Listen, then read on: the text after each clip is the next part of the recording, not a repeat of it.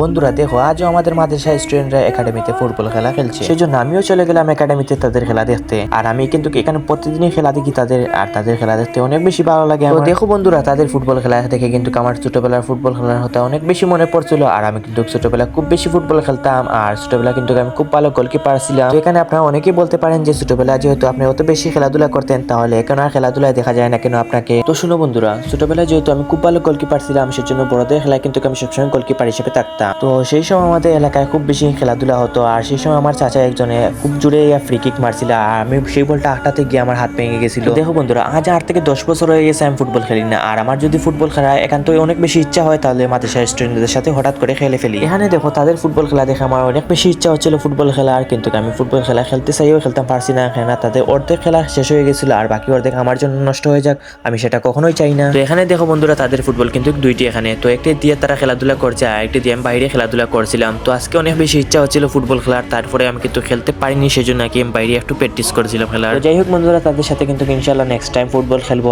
আর ওইদিকে কিন্তু নামাজের সময় হয়ে গেছিল। তো আজকে আমরা সবাই এখানে শেষ করে আমরা নামাজে একসাথে চলে গেছিলাম।